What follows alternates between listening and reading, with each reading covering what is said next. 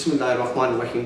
پچھلے 2 ایپیسوڈ میں ہم نے ڈسکس کیا کہ کس طرح بابل کی حکومت کے خاتمے کے بعد جب سائرس کی حکومت کا آغاز ہوا تو اس نے اسرائیلیوں کے ساتھ اچھا رویہ اختیار کیا اور بنی اسرائیل والوں کو اجازت دے دی کہ وہ آ کر بیت المقدس میں مقیم ہو سکتے ہیں اور اپنے معبد الہی کا پھر سے آغاز کر سکتے ہیں۔ حضرت دانیال اور حضرت نہمیہ نے اس سلسلے کا آغاز کیا اور بیت المقدس کا قیام عمل میں لائے، لیکن یہ شان و شوکت پہلے جیسی نہ تھی کہ جیسے حضرت سلمان علیہ السلام کے دور حکومت میں انہیں نصیب ہوئی تھی، لیکن بہرحال وہ بیت المقدس تعمیر کر چکے اور عبادت کا بھی آغاز کر رہے تھے۔ اسی اثناء میں اسکندر اعظم کا بھی ستارہ چمکا تو اس نے بیت المقدس میں رہنے والے امام کو پیغام بھیجا کہ وہ اس کی اطاعت قبول کریں، لیکن وہاں کے معبدوں نے اس کی اطاعت قبول کرنے سے پرہیز کیا اور سخت الفاظ کے ساتھ اسے جواب بھیجا۔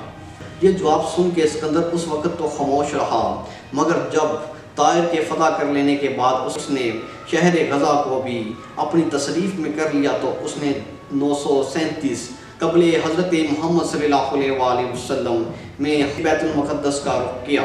جب اسکندر اعظم نے بیت المقدس کی طرف رخ کیا تو وہاں کے رہنے والے معبدوں اور شہریوں میں ایک گمسان کی کرن نظر آئی، ایک پریشانی کا عالم نظر آیا کہ وہ کس طرح ایک ایسے بڑے فاتح کا مقابلہ کر سکتے ہیں۔ وہاں کے رہنے والے ایک انسان جو وہاں کا امام بھی تھا، اس کا نام یدوا تھا، اسے الہام ہوا کہ وہ ساری عوام کو، ساری بنی اسرائیل کو ساتھ لے جا کر اسکندر اعظم کا استقبال کرے۔ جب اسکندر اعظم وہاں پہنچا تو اس کی نظر یدوا اور بنی اسرائیل کے رہنے والے لوگوں پر پڑی تو وہ فوراً سجدے میں گر گیا۔ تو اس کے سپاہی اس سے کہنے لگے، ساری دنیا تو آپ کے آگے سجدہ سجود ہے، تو پھر آپ نے اس کے سامنے کیوں سجدہ کیا؟ اسکندر نے کہا، میں نے اس شخص کی نہیں بلکہ اس کے خدا کی پرستش کی ہے۔ 1894 قبل حضرت محمد صلی اللہ علیہ وآلہ وسلم جب اسکندر اعظم وفات پا چکے تو ان کی سلطنت ان کے سپاہیوں میں تقسیم ہو گئی۔ تو شام کا علاقہ یا مصر کا علاقہ تھا وہ تو بطلیموس جو اس کے جرنیل تھے اس کے حصے میں آیا، جو فلسطین کا علاقہ تھا وہ لاؤ میڈان کے حصے میں آیا۔ پھر اسکندر اعظم کے دونوں جرنیلوں لاؤ میڈان اور بطلیموس کے درمیان جنگ ہوئی۔ آخرکار بطلیموس نے فلسطینی علاقے پر بھی قبضہ جما لیا اور اسرائیلیوں پر حکومت کرنی شروع کر دی۔ بطلیموس وہاں پر حکومت تو کر رہا تھا لیکن باقاعدہ طور پر وہاں کا کنٹرول اماموں کے ہاتھوں میں تھا۔ پہلے تو یدوا وہاں پر کنٹرول کر رہے تھے، لیکن ان کی وفات کے بعد ان کے جانشین شمون نے سارا دار و مدار اپنے ہاتھوں پر لے لیا۔ یہ ایک ایسا سنہری دور تھا کہ شمون کو عادل شمون کے نام سے یاد کیا جاتا ہے کہ اس نے اپنی رایہ میں عدل و انصاف کا ایسا بول بالا قائم کیا کہ آج بھی بنی اسرائیلی اور یہودی اسے ایک اچھے ناموں سے یاد کرتے ہیں۔ اور سمجھا جاتا تھا کہ شمون کے دور میں قاعدہ تھا کہ جو بکرا قربانی کے لیے چڑھایا جاتا وہ ایک چٹان پر سے نیچے پھینک دیا جاتا اور معمول تھا کہ گرتے ہی وہ پاش ہو جاتا، اور اس کے پاش ہو جانے سے لوگوں کو یقین تھا کہ خدا نے بھی ان کی قربانی قبول کر لی ہے۔ مگر شمون عادل کے بعد جو بکرا وہاں سے پھینکا گیا تو بجائے مرنے کے اٹھ کے بھاگا اور ریگستان میں چلا گیا۔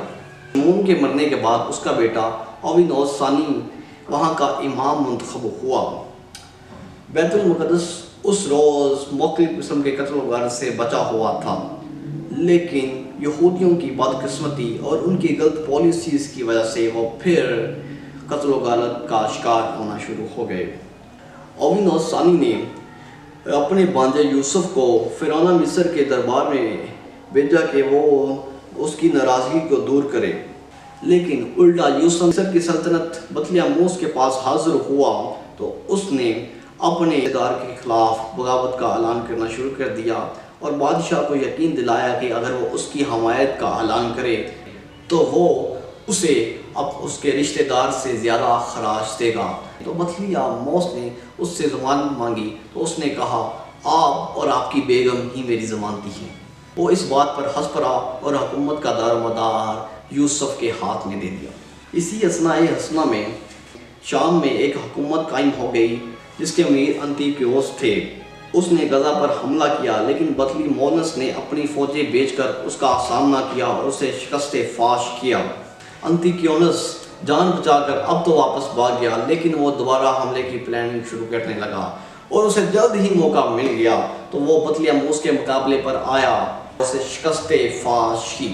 اسی اثناء میں دونوں کے درمیان پھر معاہدہ ہو گیا اور اس نے انتیکیونس کی بیٹی کلیوپیٹرا کی شادی نوجوان فرمانروائے مصر بطلیموس اپیپانس کے ساتھ ہوئی اور ارض یہود کا علاقہ اسے جہیز میں دے دیا گیا، مگر باوجود جہیز میں دے دینے کے شرط یہ تھی کہ ارض یہودا اور بیت المقدس کا محاصل آدھا آدھا فرمانروائے شام اور حکمران مصر میں تقسیم ہو جایا کرے۔ لیکن چند ہی روز کے بعد اندر کچھ ایسے اتفاقات پیش آئے کہ انتیکیونس نے پھر اپنا پورا قبضہ جما لیا، کیونکہ اسکندر اعظم اور اس کے جرنیل وہاں پر حکومت کر رہے تھے اور کر چکے تھے اور وہ یونانی بھی تھے۔ اسی وجہ سے بنی اسرائیل میں یونانیوں کی طرح رسم و رواج آنے لگے اور وہ ان کی رسومات پر عمل کرنے کو فخر محسوس کرنے لگے۔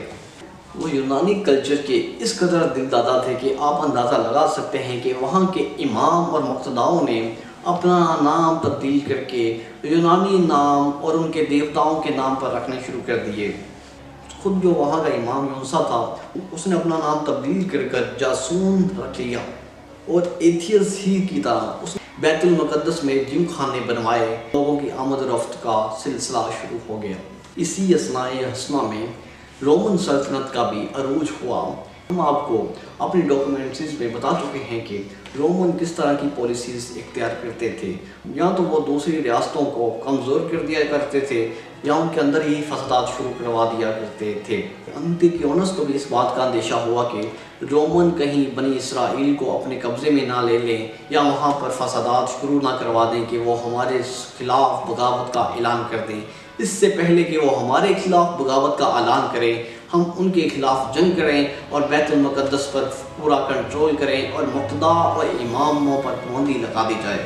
چنانچہ اس نے اپنے سپاہیوں کو حکم دیا کہ وہ یوم السبت کو، جس دن یہود لڑنا جھگڑنا اور دنیاوی کام کرنا داخل مصنوعیت سمجھتے تھے، اس دن بھی خاص اس وقت جب کہ ساری قوم مصروف عبادت تھی۔ اپیپیونس انتاکیونس کا سپاہی تھا تو اس نے اپنے تمام سپاہیوں کو قتل غارت کرنے کا حکم دے دیا، تو مرد بلا استثناء قتل کر دیے گئے اور تمام کی تمام عورتیں غلام بنا لی گئی۔ اگلے ایپیسوڈ میں ہم بتائیں گے کہ بنی اسرائیل آ کر کس طرح بیت المقدس میں دوبارہ آباد ہوئے اور جو انتیکیونس وہاں کی آبادی کا خاتمہ کر چکا تو آبادی میں پھر اضافہ کیسے ہوا اور رومن نے بنی اسرائیل کے بارے میں کیسی پالیسی اختیار کی۔ دیکھتے رہیے اور ہمارے چینل سروے آف ہسٹری کو سبسکرائب کیجیے، کیونکہ آپ ہی کی وجہ سے ہمیں مزید کانفیڈنس ملتا ہے کہ ہم اور ایسی ویڈیوز بنائیں اور ریسرچ کریں۔ شکریہ۔